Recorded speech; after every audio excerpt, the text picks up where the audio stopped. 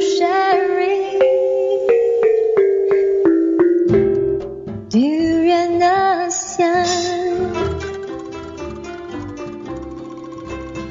Hey, this is Arlene, And this is Gowri. and we have a guest today. He's a Mat Saleh. A Malaysian, maybe. An Angmo as well. But he's going to discuss or share with us a very interesting thing that he's doing. What is it called? It's called spoken word poetry. Mm-hmm. So earlier, actually, you corrected me when I said spoken poetry. You said, oh, it's spoken word poetry. So what's the difference actually? Why is it so important that you say spoken word poetry? Because it comes from a culture of, you can say spoken word and you can say spoken word poetry, but spoken poetry is a bit of a, I don't know, misdemeanor. It's essentially performance poetry, if you want to call it anything, as long as there's as performing and words, and you're on a stage and you've got a mic, much like these. And yeah. When you say performance, meaning you perform, or you the poetry that you Yes. Okay, so performance and readings is quite different. There's open mics, there's poetry slams, there's many different kinds of spoken word poetry. But I'd say the most obvious, the most well-known would be performance poetry, which is a matter of memorization, a matter of hands and movement and the levels of voice and everything. There's a lot of things that go into it. So how and where does this spoken word poetry being popularized? I think it was popularized probably in America, all over America, in the States actually, in the 60s, 50s, 40s, actually all around. But it was a matter of the Beat generation coming up, and then there was Jack Kerouac, a lot of guys coming against the society, and then there was hip-hop. Ciphers happened. There was a sort of lyricality towards words and movement and the hip-hop movement as well. And then from there was poetry readings at coffee shops, and that's where it sort of really emanated from. But then it's kind of gone all over the world. I mean, with YouTube, you've got people listening in, sharing, things going viral all the time. So how different do you think it is from acting? Because I understand you've done some theater acting before. Yes. So because I think spoken word poetry also has movements, gestures, different intonations. So how different is that? That's actually a great question. I've had people ask me before because monologues and spoken word poetry is actually quite similar. You got one piece of text that when you have to read very quickly or with a certain type of emotion. I'd say the difference would be not much, to be honest. Okay. There's really not much to it. It's a matter of the voice. Sometimes it's the intentions. And sometimes it's just the fact that you've got a mic in front of you and a stage right in front of you that you have to actually interact with the audience themselves. It's not like you're disconnecting from the audience, whereas you would in theater. And it's very much bringing them into your story. And many times acting is not about telling your story, it's about telling someone else's story. And that's what spoken word is all about, telling your story. Because otherwise, why are you up there?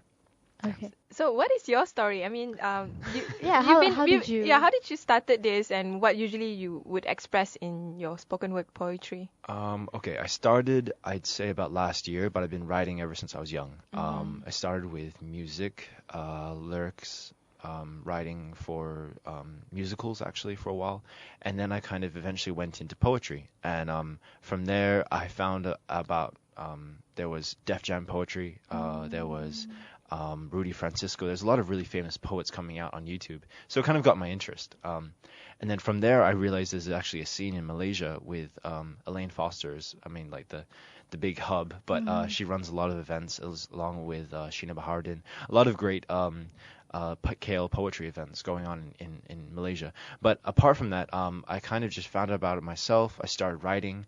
A lot of my stuff's about family, I'd say. But it can range from issues, it can range from personal stuff, it can just be small little moments like haikus. I mean, haiku's still poetry. You don't really perform haikus as much, but small little like snippets of poetry is always fun too. So when you write, do you write full-length poetry or you write haikus? Well, I write full-length poetry. Okay. There's actually a difference. Page and stage, some people call it. It's writing for books and writing for novels and stuff. And then there's writing for the stage, writing for the mic.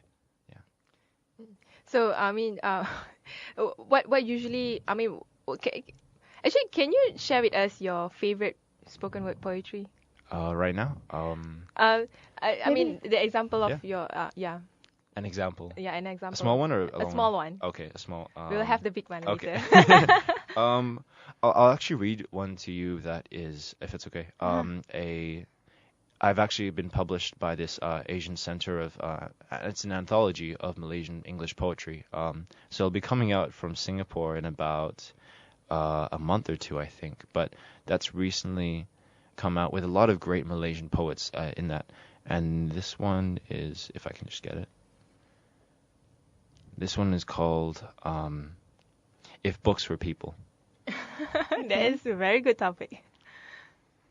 What if someone ruined a good book for you, but the book were people, and the passages were steeples of truth, but you, being you, translated them as parables, because of ancient texts that told us dead certain truths, like everyone lies, even if the passage spoke truth, we would read words laced with poison, commit them to memory, and murder in their name, their poisoned pages slick on our tongue, juxtaposed from head to toe with words of others we used to own, on red lines running skin, twisting plots, fastening paper cuts, and asking our authors, who here would the poison pick?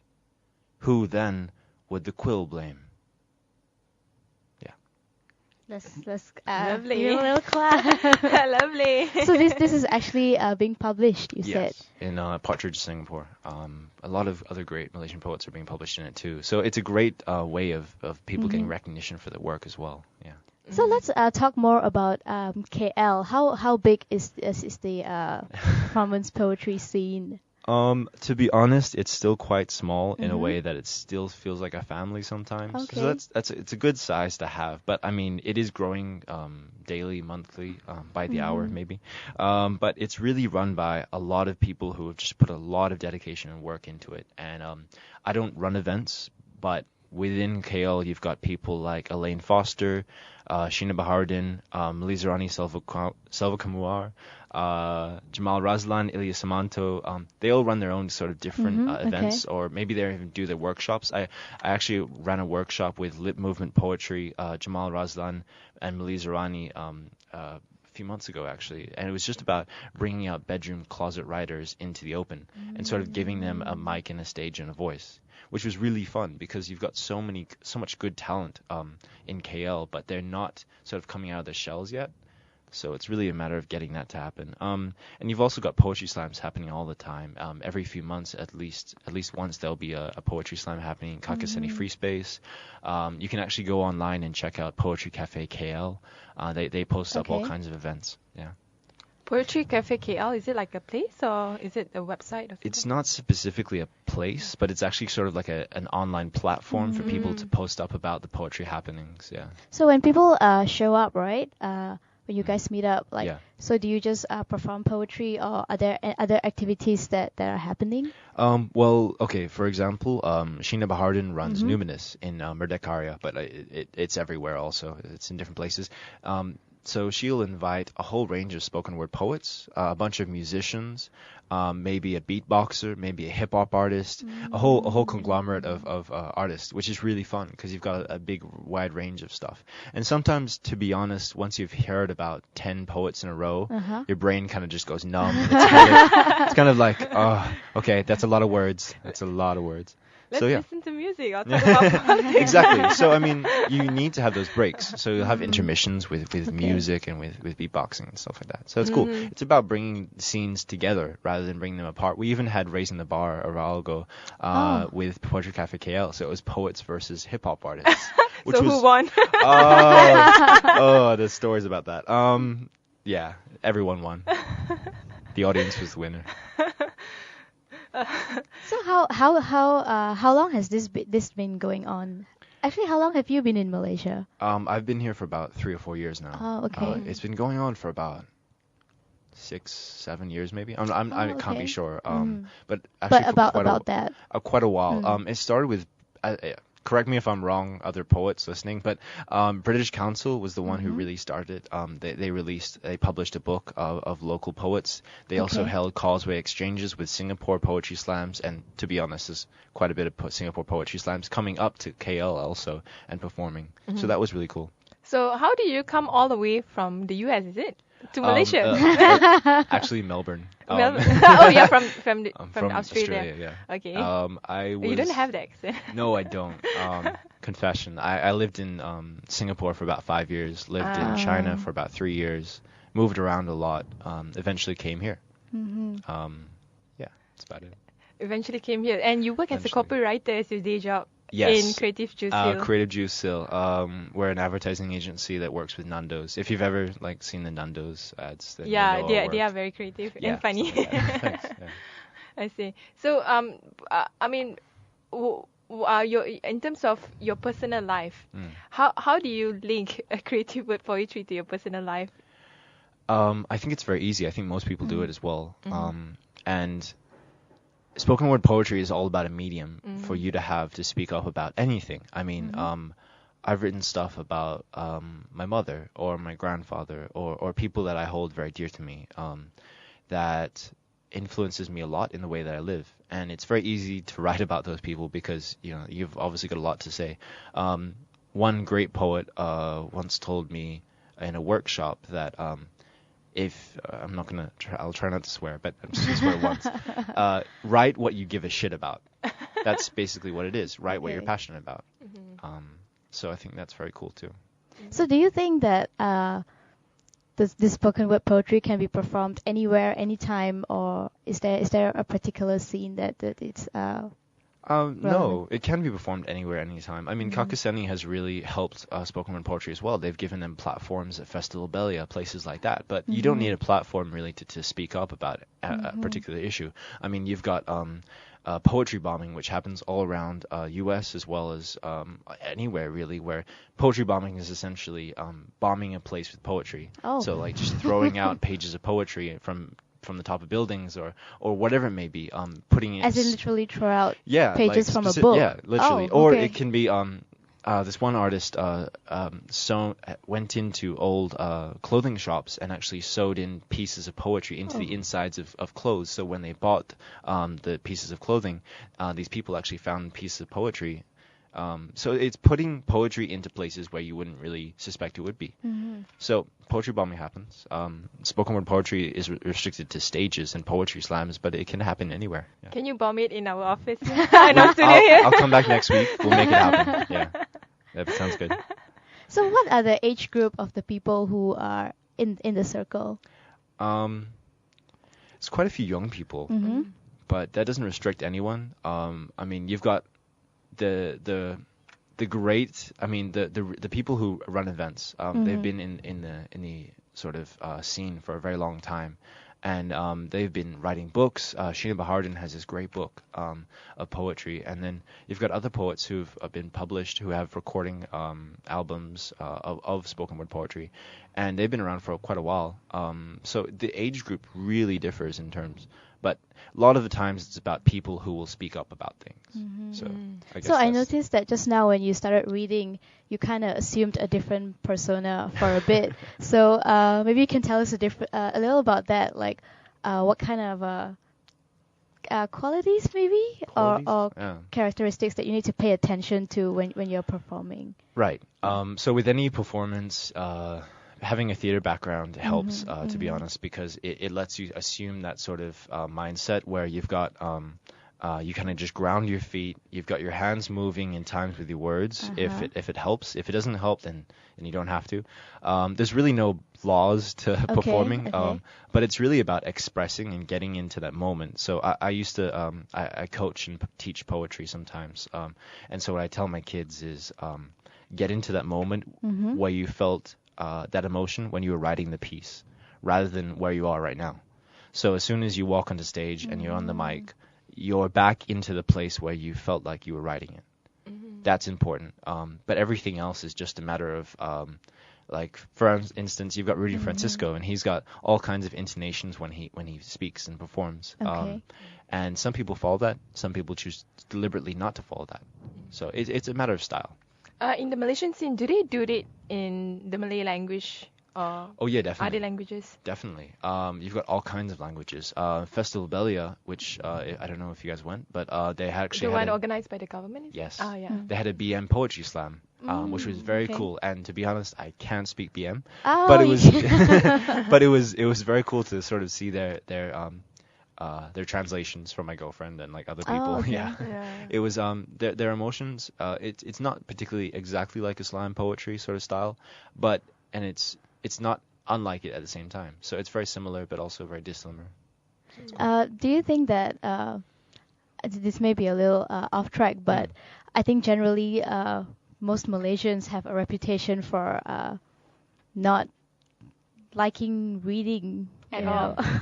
I don't know you heard before We have the a bad statistic. reputation for that. I don't know you most heard Malaysians yeah, don't I don't know read, you yeah. heard before a statistic was conducted in the 90s or Right. early 2000 that Malaysia only reads a few pages a year. Yeah, Yeah.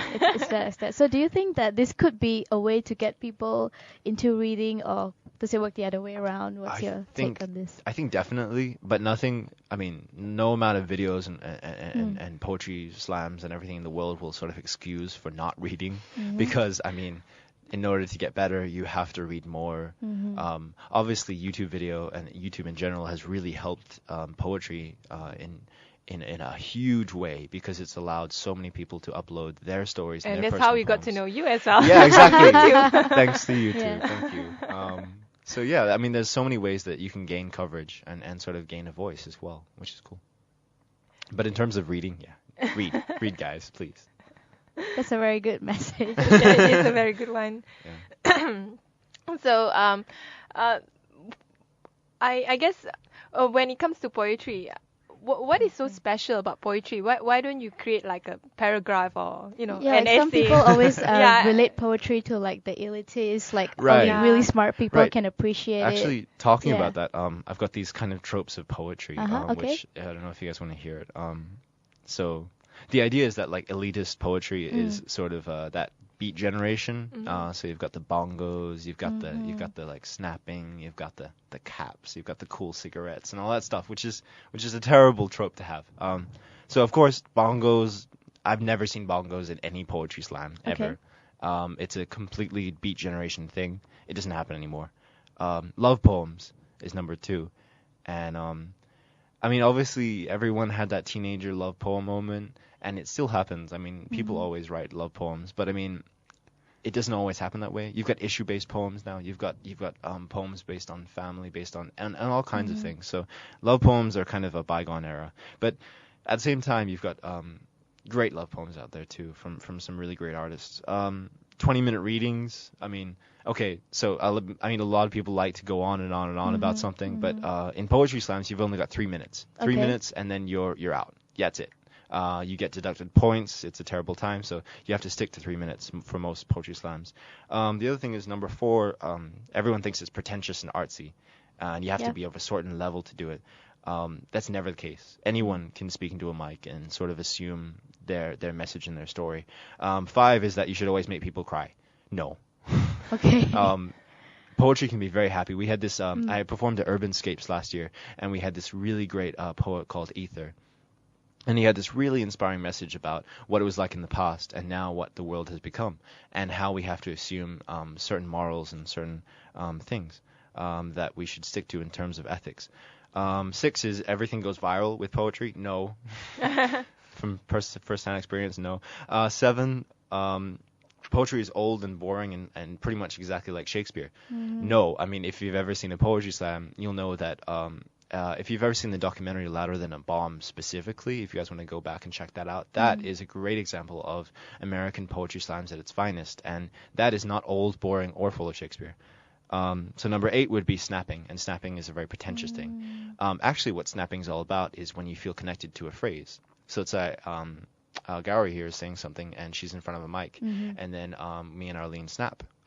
It's a very respectful sort of thing, and you can't really clap when someone's speaking. I mean, it's very hard to. So you have to hear everything. You also have to snap, and it's also helpful because poets know that snapping means that, okay, I did something right.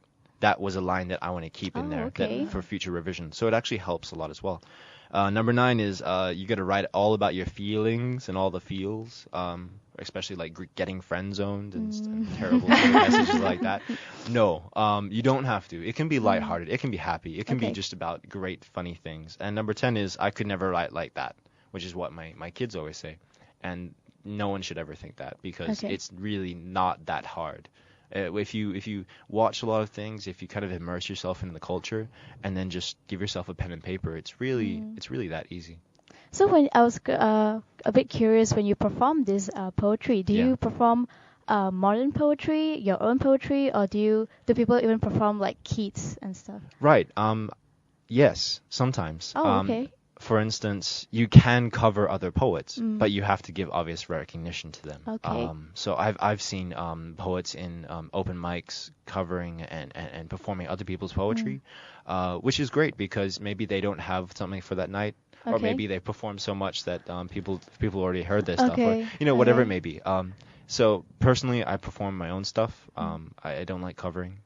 All right. So you don't cover classics. You don't cover sonnet. I love sonnets. But I love Shakespeare, but there no. are people who there do are, it, yeah. yes, there are. I mean, if that's the way you want to start, a lot of people, a lot of great poets. Malaysia Rani is, in fact, she, I'm pretty sure she started with covers, and that sort of helped her establish her style because she looked up to those people.